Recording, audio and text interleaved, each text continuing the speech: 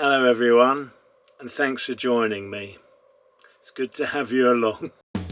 I'm Alan. I own a 45-foot narrowboat, have an interest in industrial heritage, transport and technology, and invite you to join me as I cruise, repair and maintain my boat, and visit events and places of historic interest.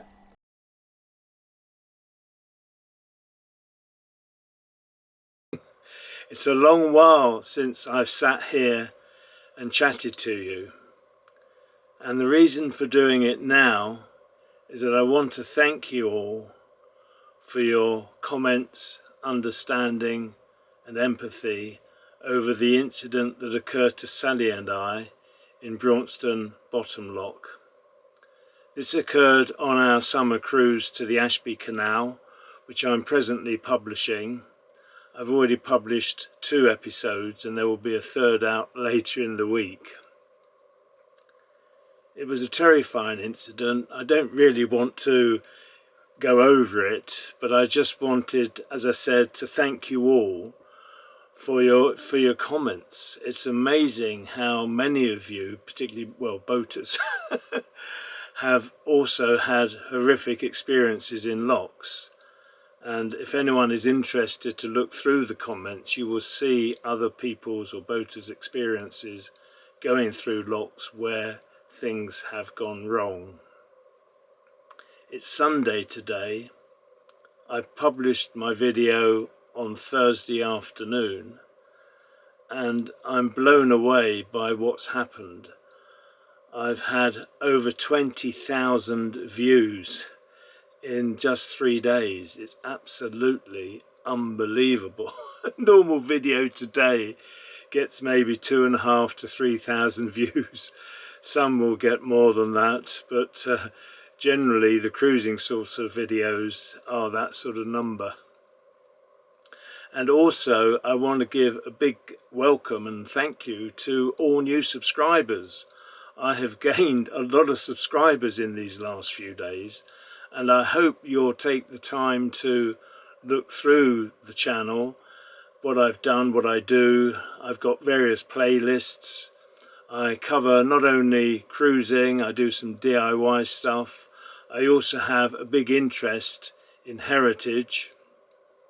I did set up a separate heritage YouTube channel called Interest in Heritage. I spent about a year planning that and I got it all up and running, and unfortunately it didn't get the subscribers, so I've closed that down. Well, it's not closed down, I don't support it anymore. It is still there, and if anyone wants to take a look, there are a few videos on it. It's called Interest in Heritage. So it's still live, but I'm not sort of supporting it in the way that I did initially. My channel was originally called My Narrowboat Venture, and when I merged the 2 channels together, I renamed it My Narrowboat and Heritage Ventures. That's why the title has changed.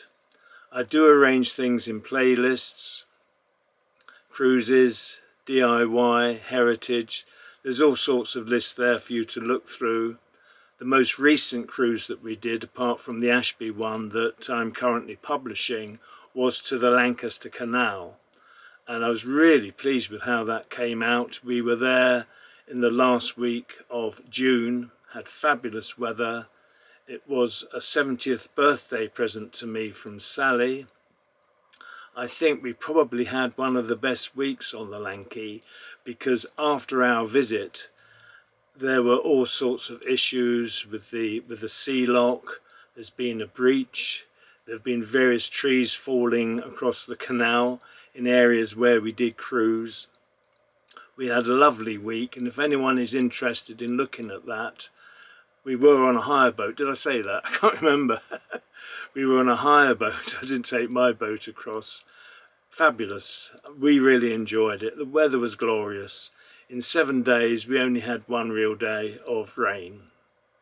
So please look out for that, particularly if you are a new subscriber. One of the topics that has come up in the comments is, why weren't my fenders down in the lock? Well, it's not good practice to go into locks with fenders down, and it's not good practice to really cruise with them down, although many boaters do. I don't. I use my fenders for when I'm mooring up. If we take a single width lock, they're quite narrow, only a few inches generally either side of the boat.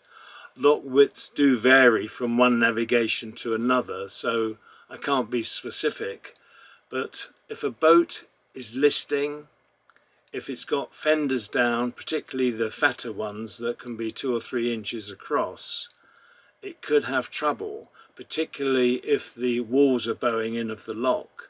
So either going up or down, it is possible for a boat to get wedged in a single width lock. It does happen. It may seem unlikely, but it does and can happen. Or should I say it can and does happen. Boy.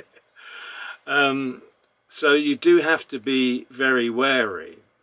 When I'm cruising, I don't like to have my fenders down. Fenders can be tied either from the top, mine are attached to the top rail, they hook on. There are fender eyes lower down, which means you don't have such a long cord attached to your fender. But the reason I worry about having fenders on the side is that they can snag on things. They can snag in a lock. But when you're cruising, say you're going through a bridge hole, for example, on the off side there will very often be some vegetation. Hawthorn is quite popular, and if you brush against that and snag a fender, you'll be surprised how strong that hawthorn is and can pull your boat, and could be all sorts of consequences from that. So I don't travel with fenders down. As I said before, many do. The other topic that has cropped up on this occasion, and it has been mentioned before, is why do the ladies do all the hard work with the locks? And if you're a boater, you'll probably know the answer. But the suggestion has been put that men are having an easy time, and it's just not the case. The reason many women prefer to do the locks is that they don't want to helm the boat.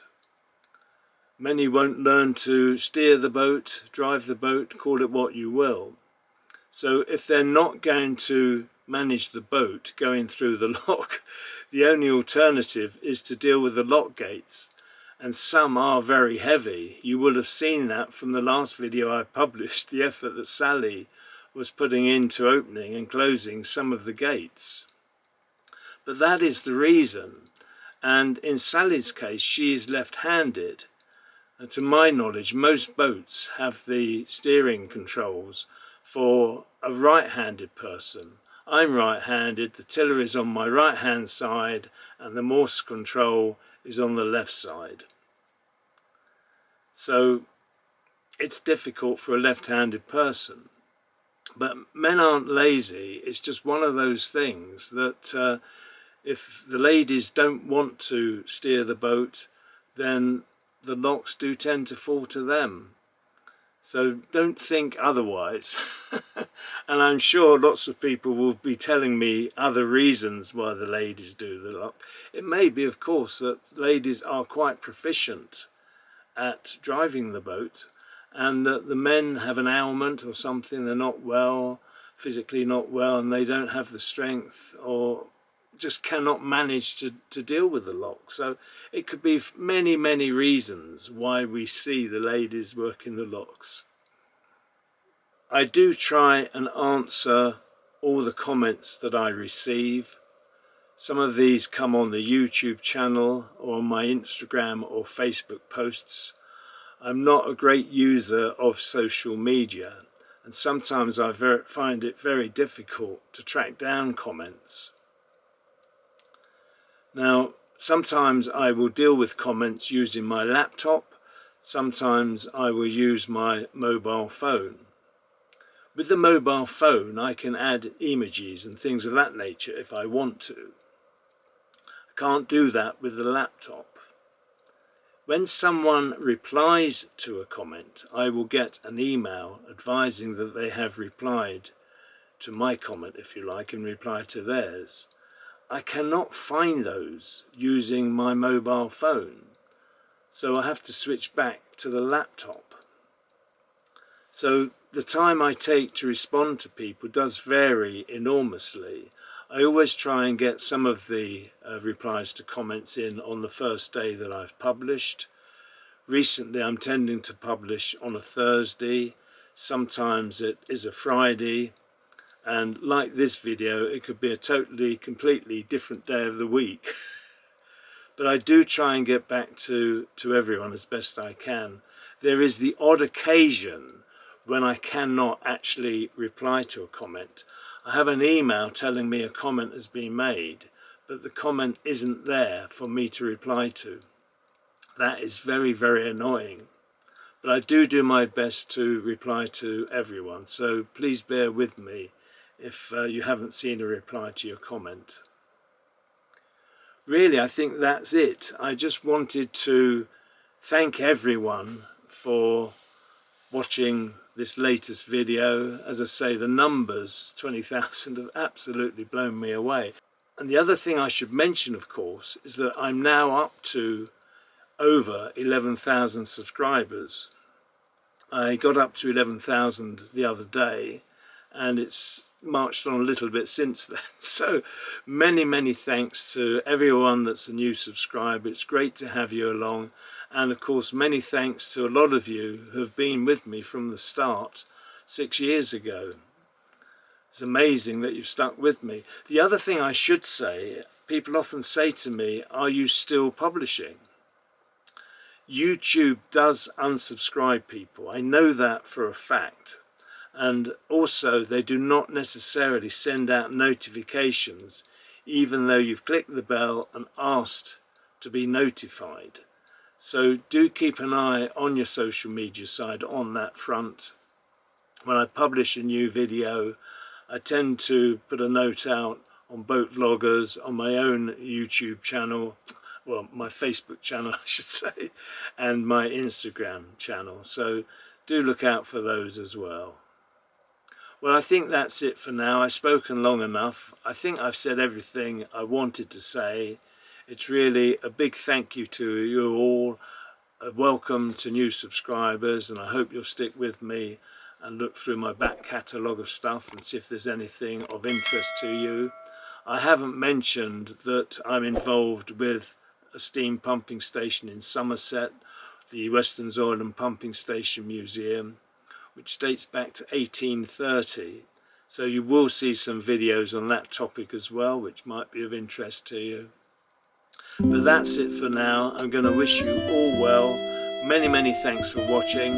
Look after yourselves, your friends and families. Take the utmost care in whatever you're doing. Until next time, bye for now. Take care everyone. Bye.